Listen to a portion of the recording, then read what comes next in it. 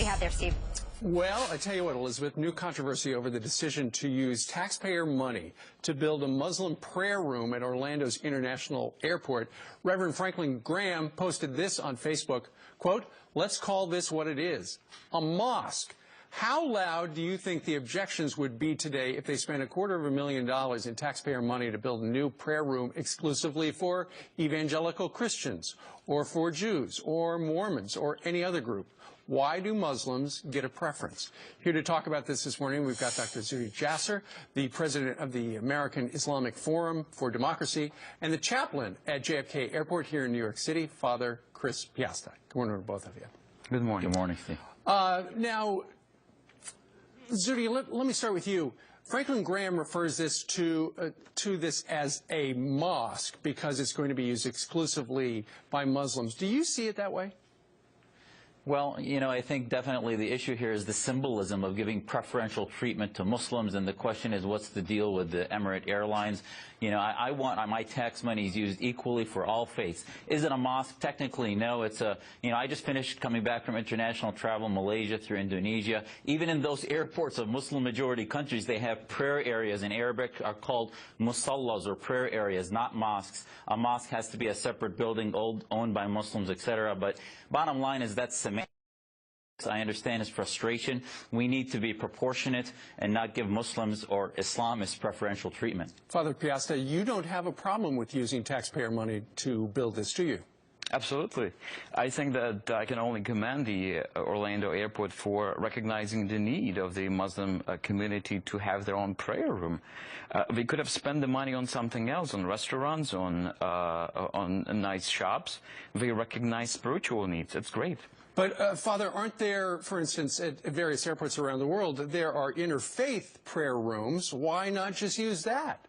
Well, there is an interfaith prayer room at Orlando. It's at Airside 1, which is on completely other side of the airport. You have to leave the secure area and enter on the other side in order to get to the newly built chapel. It's unacceptable. Okay, Dr. Jasser, what about why doesn't everybody just use an interfaith prayer room rather than build one specifically for one particular religion?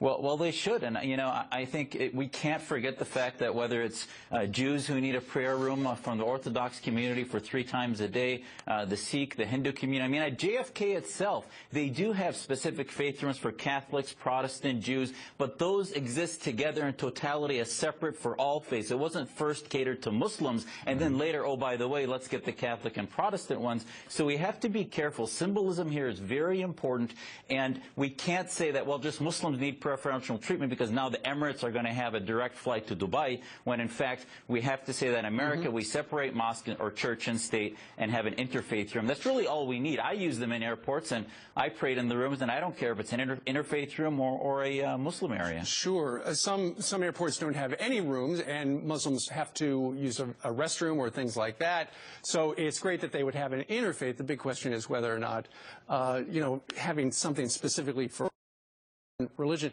Dr. Jasser, do you think there's a possibility that this could be just a business decision on the part of Emirates Air to attract more Muslim air travelers?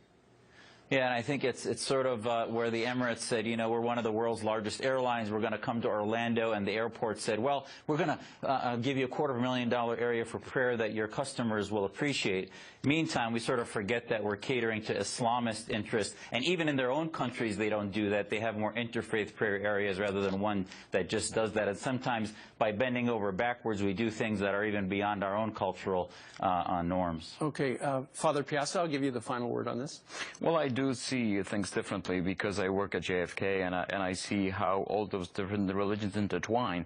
We work together. It's not separate. It doesn't look like this at airports. Maybe on the streets, yes. Maybe we work separately, but at airports, it's all one big community. That's where we are there. All right. A great discussion this morning. Dr. Jasser, Father Piasta, thank you very much for joining us live.